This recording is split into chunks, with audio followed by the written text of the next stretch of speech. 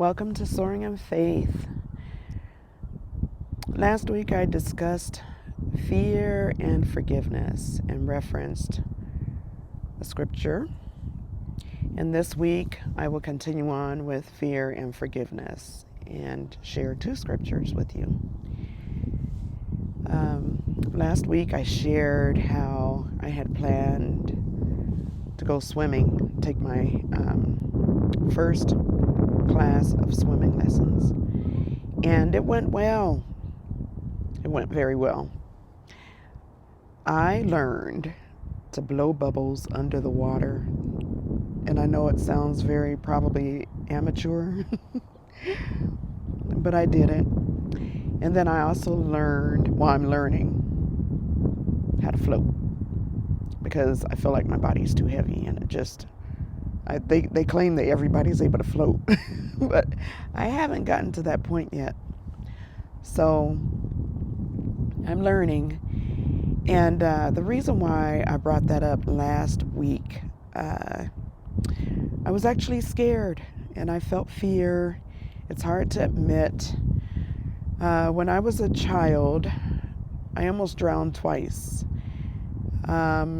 Once when I think I was around 11, and there was this place here in Colorado called Celebrities, and they had a huge swimming pool. And my mom, I remember going there with my mom, and they had like a place for parents to sit or anyone just waiting for their kids to swim. And it was really, really, really far away. And I know I was in an area where the water wasn't, like, really couldn't go above my head, but I remember slipping. And I went down, submerged under the water, and I remember panicking, and I kept bouncing up. And I kept slipping back down. And I remember my arms waving, and I was like, gosh, I hope my mom sees my arms or something. And I remember seeing her talking. Excuse me, the sun's in my eyes, y'all. But I remember seeing her talking and probably trying to kill time. And somehow I was able to gain control and stand up on my feet, and I got the heck out of that pool. I was hanging out by myself. I don't remember being with like anybody. It was just my mom took me there. And there was a second time when I was 17. I worked at the YMCA, and I was part of the helping out with the summer camp program there one year. And that time I developed a little bit of bravery and went into an end where the water actually was higher than my head and went under. And this time I remember a lifeguard being right over me, sitting in a chair, and they didn't realize it. I was right up under, kind of hanging onto the wall, and panicked again. And somehow I was able to work myself up to the top of the water and panicked. And I was like, gosh, it almost happened again. And so that's where a lot of my fear stems from. And I probably will make you laugh. But I ended up very paranoid. And so I have 5 kids. I think I mentioned in a previous video or two that I am a mom of 5, and my husband's a swimmer. He taught our kids how to swim. And I remember when he and I first met, he'd say, "You don't know how to swim?" And I'd say, "No." And he'd say, "You've got to learn, Dion, you've got to learn." And not only he pressured me, but my father, Jay, he used to always tell me everyone should know how to swim. But it was just something I really wasn't interested in, probably because of those 2 traumatic experiences that I really never shared with anybody. I just felt like, you know what, this ain't for me. If I can stand in water and still almost slip and drown, it's not for me. So I just never learned, but I was a single mom, and I had a son prior to my marriage. And then when we got married, we had 4 others. And my husband made sure each of the kids knew how to swim. Now, the baby's kind of like me. Well, I'll tell you what it is that my husband's old school, and he believes in throwing kids in the pool and you figure it out. and I've hated that way of him teaching the kids how to swim. Now, my baby, my youngest one, it's not working for him, and he's not tolerating it. But I found out over the weekend by my mother-in-law that that's how she taught my husband how to swim. So he's just kind of passing that down, that way of learning.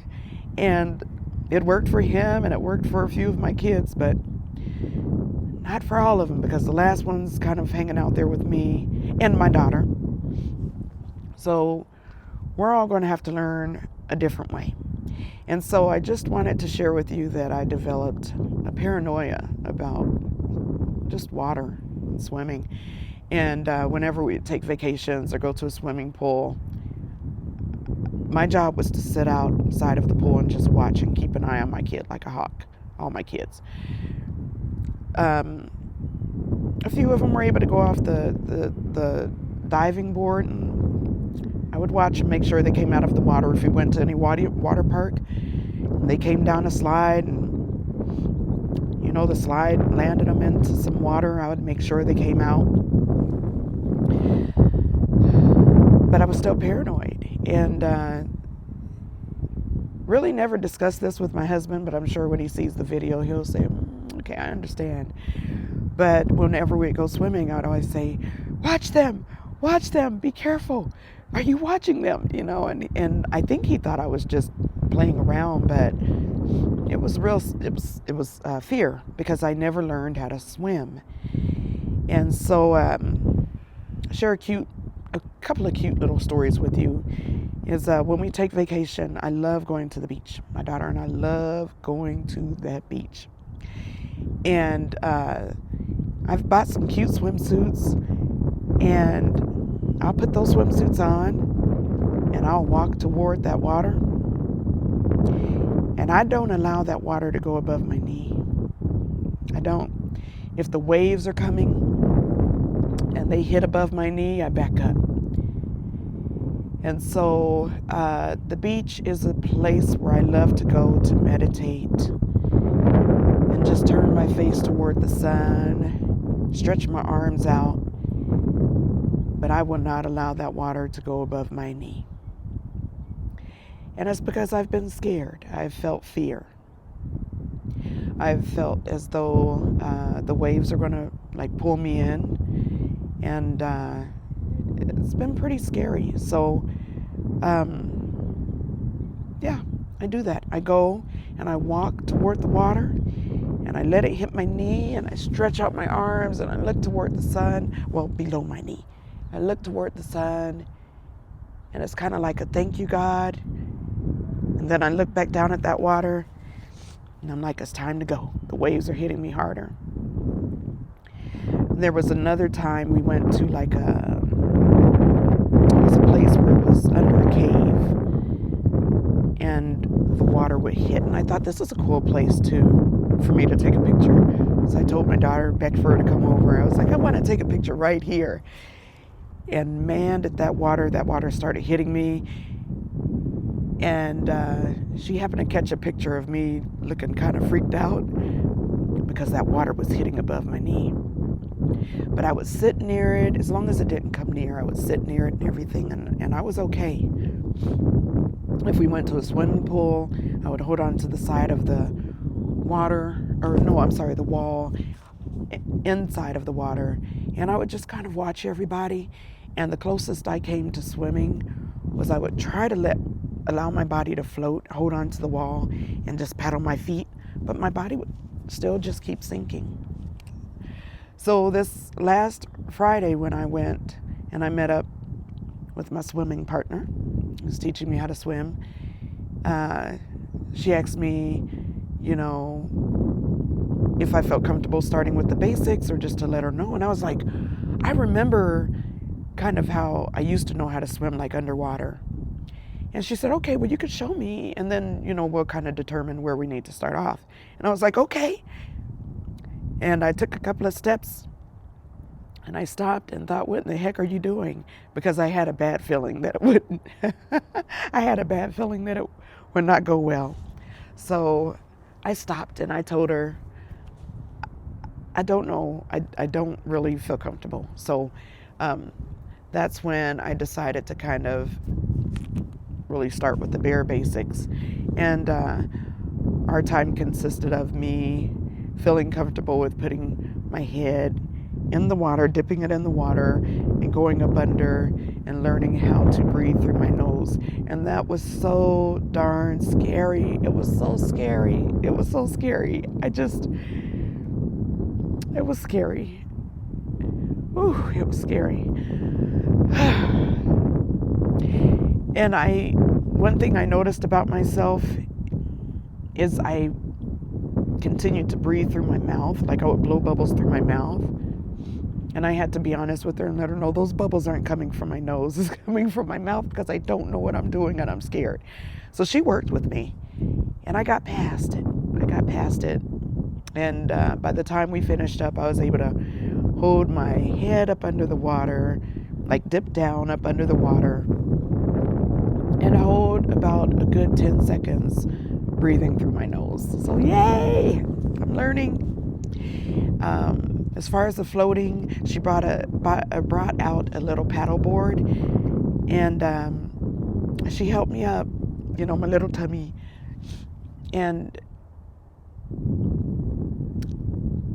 I realized that I needed to trust her to help hold me up. You really have to have a lot of trust. And there were a couple of times that she let me go and I was able to paddle on top of the water, but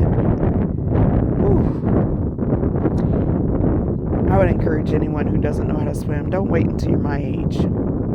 I won't tell my age right now. I'm not ashamed of my age. I'm very proud because I survived. I think I'll tell you my age on my birthday. My birthday will be here in less than a month. But to be my age, be learning how to swim, it's okay. I've known older people who have learned how to swim, but a lifeguard was helping us, and she was actually kind of laughing, and I'm sure I looked silly out there. I'm sure she knew I was scared. But I told y'all before, a couple of previous videos ago, that I don't care what folks think. I really don't. Because I'm not living for anybody who's critical. I'm living for the people who I'm helping. So I don't care. So I'm going back out there tonight. I have to braid my hair back up. It's looking wild. I don't care about that either. I care about you all. The sun's glaring in my eyes. I put up with the sun so that y'all can see some mountains behind me, because the view of mountains for me can be very therapeutic. So I want that experience. I want you all to experience that as well. So that's my story. Excuse me. Excuse me. That's my story about fear. I brought water, so hold on. I'm sorry. That's my story about fear.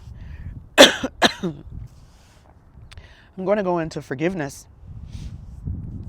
And then at the end, I'll share 2 stories with you, or 2 scriptures with you about fear and forgiveness.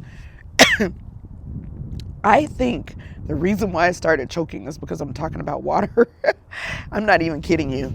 That water is a trip. But I'll get it. And one day I'm going to get on and tell y'all that I know how to swim. When I learn how to swim, I told my buddy who's teaching me that I'm going to make it a regular thing to go out and swim. For exercise and just because I'll know how to swim. So y'all pray for me. And I'll be praying for me, and I'll continue to pray for you. So the second part is about forgiveness. And, I'll get there eventually. But one thing I was going to talk about today was how I learned to forgive myself. But God put something else on my heart this morning. And it actually made me feel a little bit uncomfortable. And I was like, no, God, I can't go there. I can't go there. I'm not supposed to look back. I can't go there. And I know it's the right thing to do, so I have to follow the instruction. Whew, and this is going to be okay. But when you grow, you hear a lot of people say that you don't look back. You shouldn't look back. You look forward and you keep going. But one thing I've learned is sometimes it's okay to look back just a little bit. Look back just a little bit, because that's the only way you're going to be able to see how far you've come along and how much you've grown. So I looked back a little bit, and it was an area that I really didn't want to touch on because it doesn't just involve me. It involves my past. But it's a huge part of where I am today. So I'm going to share it. So I shared that I was a single mom of my oldest, and my first child, I'll say. And his dad and I were together. We met when I was in ninth grade. I had just started ninth grade. And we dated all through high school. And we dated, well, actually, it was off and on up until the time that we had our baby boy together. And it wasn't a very healthy relationship. And I own it. I had a lot of stuff going on with me, mentally, emotionally. I wasn't well. And I took a lot of that out on my boyfriend at the time. I was angry. And he was very loving, very understanding, very kind, very patient. It was actually the first nice boyfriend that I ever had. So, like I said, our relationship, it wasn't meant to work out, but he played a huge role in where I am today. So, excuse me, let me get some more water. So he played a huge role in where I am today. But, so like I said, it was off and on. We had our baby boy. He joined the military. And when he came back, we tried to hold on as much as we could, and it wasn't meant to be. But because we tried and tried, we both reached a mutual decision that it was best to let go and separate, and just understand that if it was meant to be, that we'd be back together. And so we separated. And he ended up in a different relationship. And at the time I had enrolled in college, and that was pretty much where my focus was. I just wanted to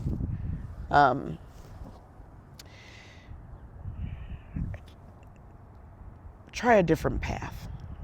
So, and I dated. But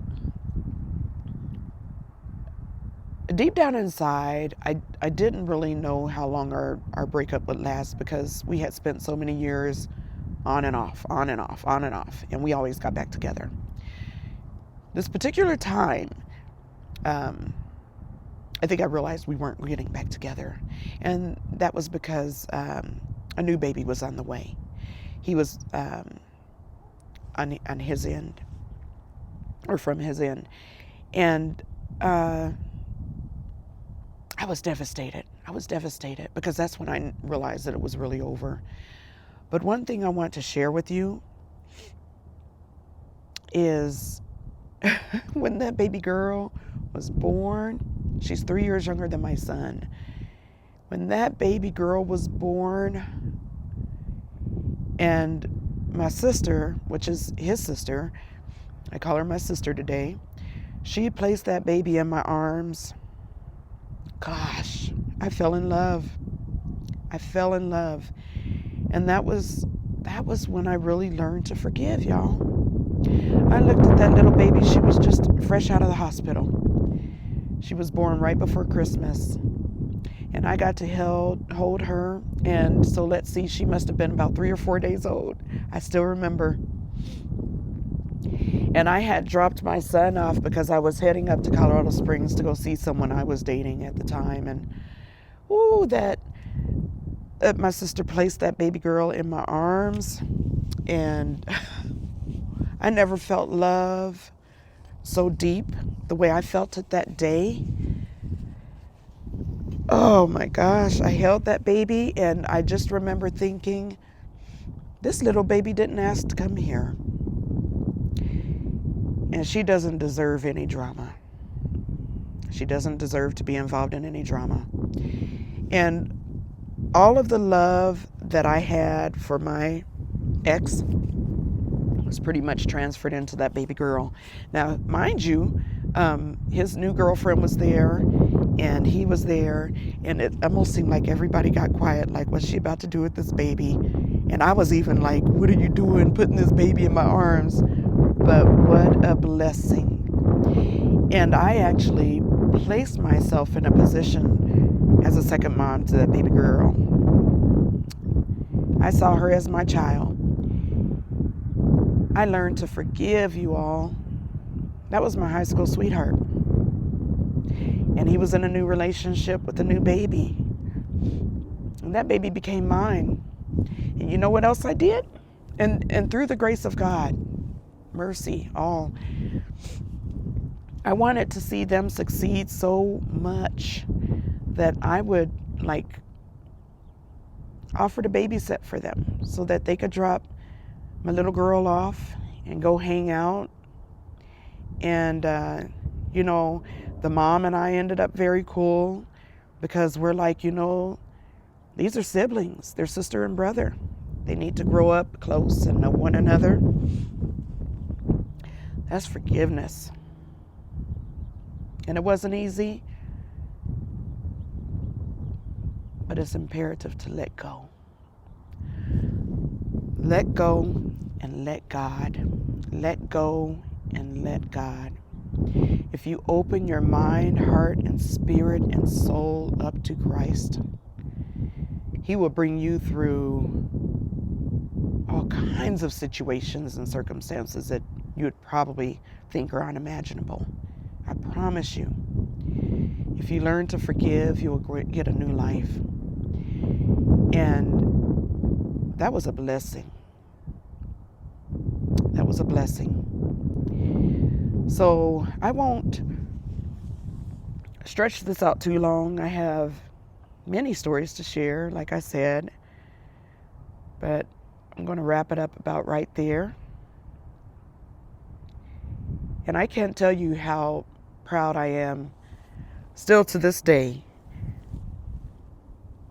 about my decision to forgive and move forward and not hold grudges. I love children. And I remember the suffering that I had to endure. And I remember making up my mind that no one has to go through that, whether it be a step parent or a real parent. Sometimes children encounter harsh situations from their biological parents.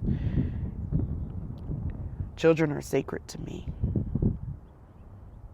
I have a lot of love. So that's my story about forgiveness, and I want to share 2 scriptures with you. I'll wrap it up, and I will be back next week. Here's my little card. This one is Isaiah 41:10. Fear not, for I am with you. Be not dismayed, for I am your God. I will strengthen you. I will help you. I will uphold you with my righteous right hand. Let God do it, you all. Give your lives to Christ. He will bring you through the unimaginable.